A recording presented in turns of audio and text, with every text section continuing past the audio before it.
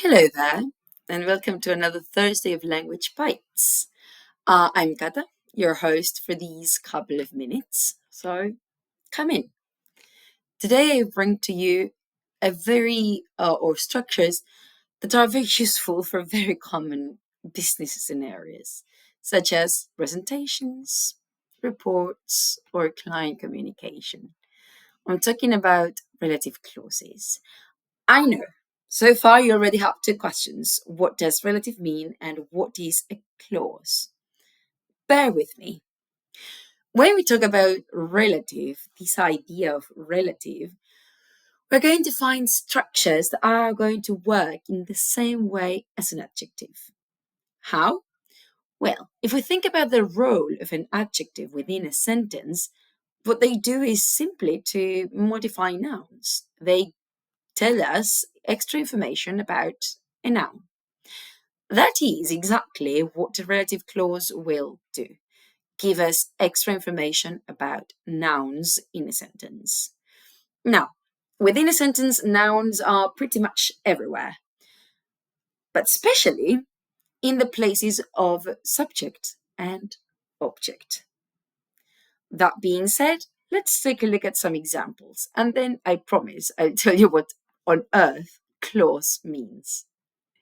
Let's begin by these.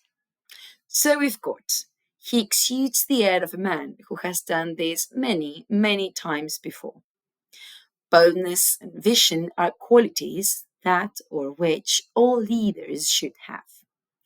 The people who or that we employ are very highly qualified. Are very high, yes. Have you read the report that or which I left on your desk? So, at first thing, and not only because I put them in bold, but probably the first thing you notice is the presence of who, that, or which. These are relative pronouns, and what they do is to take the place of that to which they refer. Bear with me.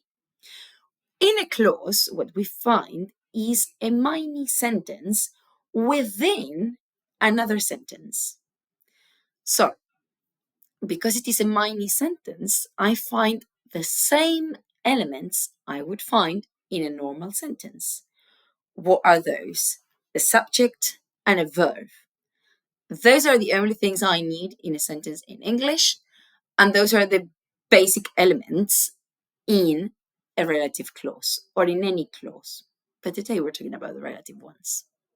So let's take a look at the first one. He exudes the air of a man who has done this many, many times before.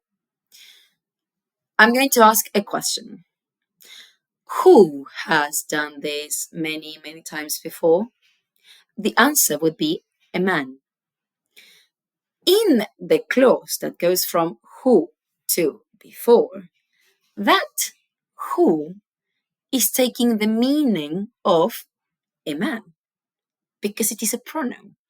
In the same way that she takes the meaning of Cata, for example, in a common sentence. A similar thing happens with the people who we employ are very highly qualified. Who do you employ? The people.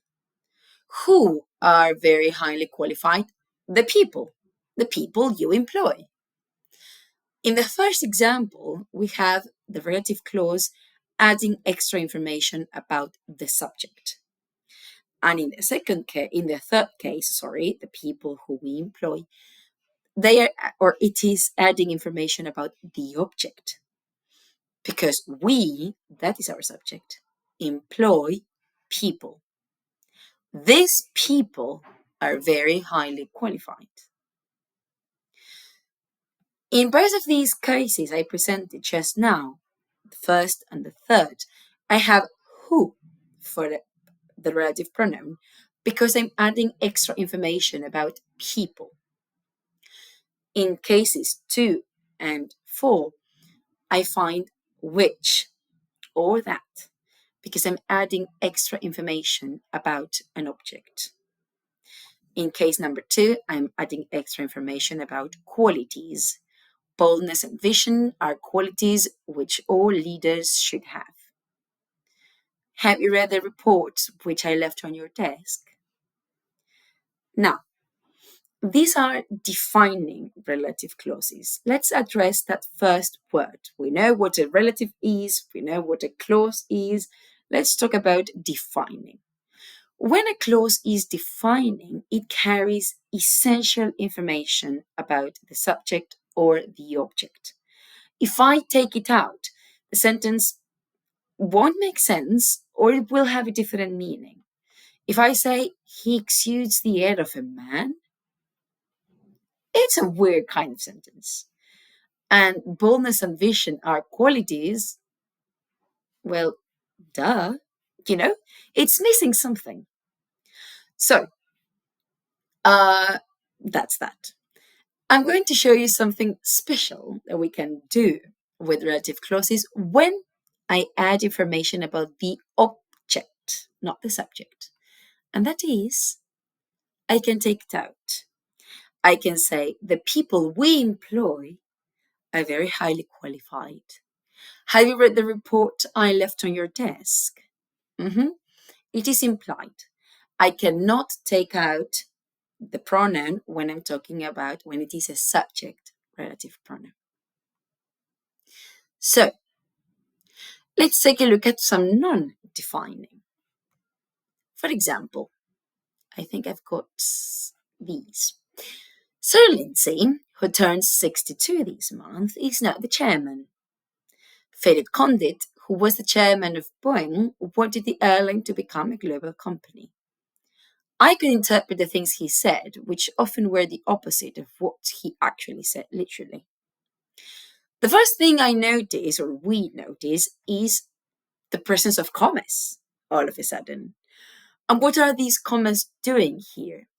They are marking the beginning and the end of the clause. And these clauses are non-defining because the information they carry is not essential, is extra. And I can omit it, and the sentence would still have its meaning. So Lindsay is now the chairman. Philip Condit wanted the airline to become a global company.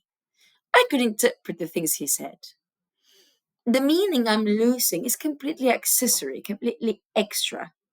It's I, as the speaker, decide to include it to give you some extra information, but it's not really necessary in terms of the overall meaning and, most importantly, structure. Once again, I'm using who or which to begin the clause, but not that. That is is only used, let's say, in defining relative clauses.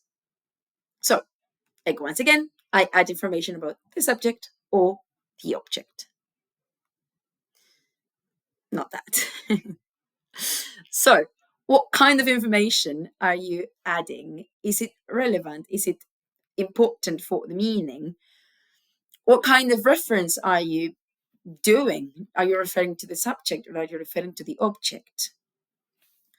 And so, are you using who or which or that? All right. You know the drill. Practice makes perfect. So make sure to follow the link on the description box to access to activities on this topic. And since you're here, I invite you to stay around a little longer and take a look at another one of our videos. All right. Thanks for watching.